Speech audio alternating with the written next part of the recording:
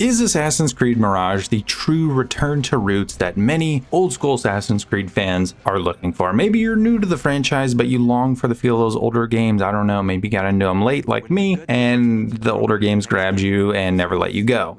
Could be the case, I don't know, but if you're looking for that style, is Mirage going to be the game for you? Well, I want to discuss what we know so far today in the lead up to Ubisoft Forward and see if this is the true successor to those old school style games that will give us that classic assassin fantasy, put on those robes, strap on that hidden blade, and be the blade in the crowd. That is overly dramatic. Jesus. Now, without further ado, remember, if you do enjoy today's video, don't forget to leave it a big old like. If you enjoy content like this, you want more like it, be sure to check out that button underneath the video. It used to be red. It still says subscribe. Last but not least, gotta thank my channel members. You guys help make these videos possible. If you want to join, get access to the exclusive perks that they get, be sure to check out that blue join button. Anyway, let's begin. Now, I am going to kind of structure this video after the recent Return to Roots trailer because the core topics they discuss in that are pretty core to classic Assassin's Creed. So that's what we're going to talk about today. First things first, parkour. Is the parkour going to be what it used to be? Short answer, no. But that one developer in the video said that they're gonna make it closer to the Ezio games than previous games. Yes, he did say that. But in the context of what he was saying, what he really means is that things like recognizable parkour courses, areas and routes that you can easily identify and run through, and they do offer very cool, and even if they are a bit on rails, structured instances of parkour movement, you're going to have those. And we do see those in the little clips that they've shown so far, be it running over obstacles, be it doing things like the pole vault, elevators, things like that. I know not all those were in the Ezio games, but what I mean is easily recognizable parkour paths. Are we going to have side ejects and back ejects and that freedom of expression that the Ezio games had? So far, we haven't seen that, and I don't think it's going to be there. I feel like if they were in this game, we would have seen them by now. It would have been emphasized. But again, I would happily be wrong if we get to Ubisoft Forward and then they show some uncut gameplay and those are featured. I would be very happy to see that, and I hope we do. I just don't think that they are going to be there. And again, he does mention how it's focused on comfort and fluidity, which pretty much reinforces the point that I'm trying to make here. Now, is the lack of these things, does that mean that the parkour is going to be terrible? You know, it's hard to say.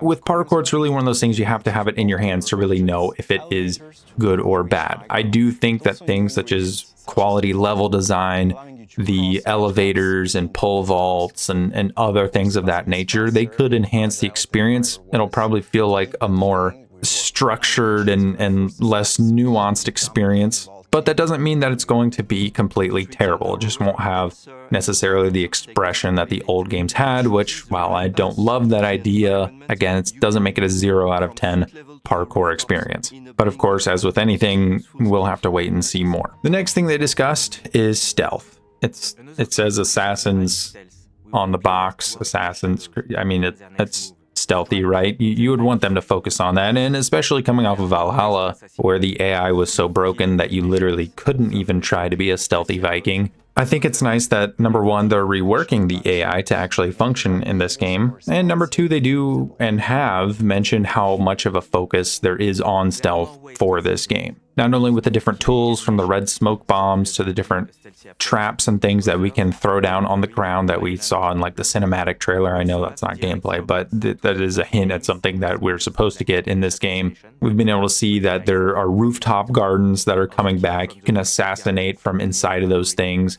We saw one of the closet assassinations, the rooftop assassination.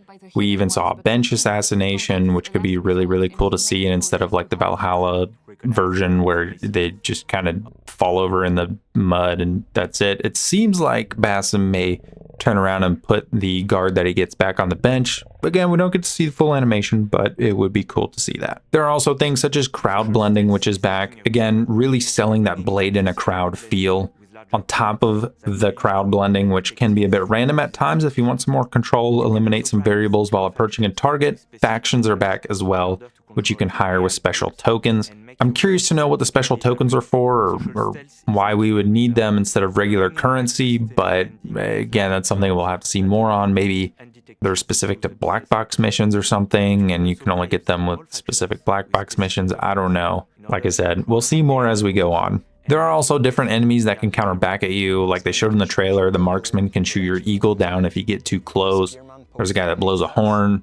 That's straight out of Valhalla, but I won't complain about that as long as the stealth actually works. But different types of enemies will add different kinds of layers in how you approach and pick apart an area, whether it's being able to lure people with an actual quality functioning stealth system and detection system, or being able to move through the crowds, using the different factions. I really think they're trying to give us that blade in the crowd feel that is so essential to that classic assassin fantasy. Lastly, assassinations. I know this kind of goes into stealth-ish stuff, right? But we're talking the main assassinations here, the big events. You know, there's supposed to be 4 main targets that we're going to be able to chase, and I think they said there's an additional 5th one. So I guess that they could have just said 5 main targets, but maybe I wasn't paying enough attention. But there will be an investigation board that replaces our quest log that we'll be able to go through, and you have to actually investigate and uncover who the different targets are and plan accordingly for how you're going to take them out. This, of course, will lead into those black box missions that they've been talking so much about, which if you've played Unity or Syndicate or the Valhalla Siege of Paris DLC, and Siege of Paris DLC isn't really a great example of them, but they are technically black box missions. You know what black box missions are.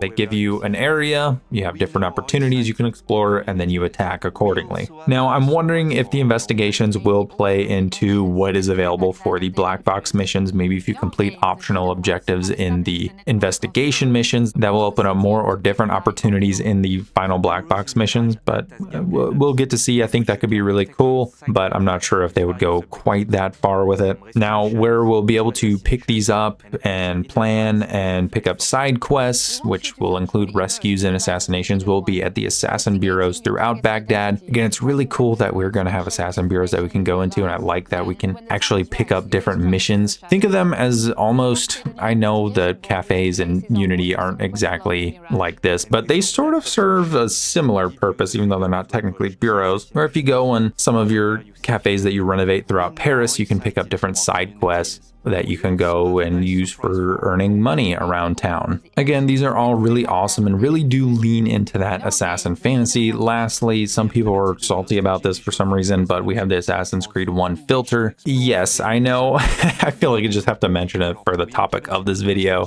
There has been a lot of conversation about it. I think it's cool. They didn't have to put it in the game. I know that it's not a routine understanding of the in-depth meaning of why Acre or Acre, however you pronounce it, in Assassin's Creed 1 is color graded the way it is, but it's a cool filter that they did not have to include, and I think it's a cool little nod towards those games. It's like the Kurosawa filter in Ghost of Tsushima. It's an optional meme filter. I think it's cool. I don't think it's any deeper than that. Again, not necessarily taking a shot at those guys that believe that. I've watched their content a long time. They make good stuff, but I just don't agree with that. Overall, is this game a proper nod to the classic Assassin's Creed games, given what we know so far? And so far, I think it's good for what it is. For what we've had recently, and for what this game is and what it came from, I think this is about as good as we could have got. I do think that the dev team really does care about the franchise. I do think they really care about giving us a classic Assassin's Creed experience. I just think that there have been limitations, and that's led to things like maybe not having the expressiveness with the parkour that we would have wanted, just given that it is built off of the Valhalla engine almost directly. You can see a lot of similar animations. Does that mean it's going to be perfect? Does it mean it's going to capture every single essence of what Assassin's Creed 1 is? No, I don't think it's going to do that. And if you're looking for that truly classic Assassin's Creed 1 essence, I just don't think it's going to be there. It's been so long since then, and it's not that I don't think they can try and capture that again if they really sat down and built something from scratch. It's just that this isn't something that's being built from scratch. This is being built off of Valhalla with a character from that game and exploring his story. And was supposed to be a DLC. So that's really what we're coming from. And so I feel like if you have been looking for that more traditional Assassin's Creed experience, this could be what scratches that itch. I would definitely tune into Ubisoft Forward, and I'm really hoping that they do show some uncut gameplay to give us a little bit more. But as it stands right now, as someone who considers himself maybe not 100% a purist of the franchise, but definitely leaning that direction, this is definitely something I'm very excited for. And I think it shows that it's not that they're starting to get it, but I think it's something that people have been wanting for so long that this is their first instance of going, oh, maybe people didn't just start to hate Assassins in 2014. Maybe it's still cool. Maybe it was that iconic and it's okay to dip our toes back into that. And so that's really what I see it as. Ubisoft is just kind of dipping their toes back into this to see if do people really still like Assassins. And the dev team seems passionate enough that they might really pull off something special here. That's really my take on it.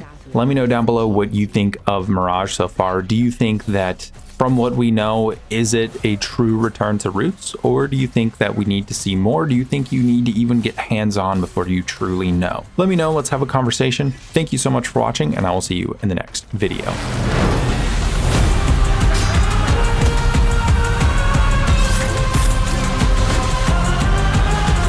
الساحة ملكك يا باسم.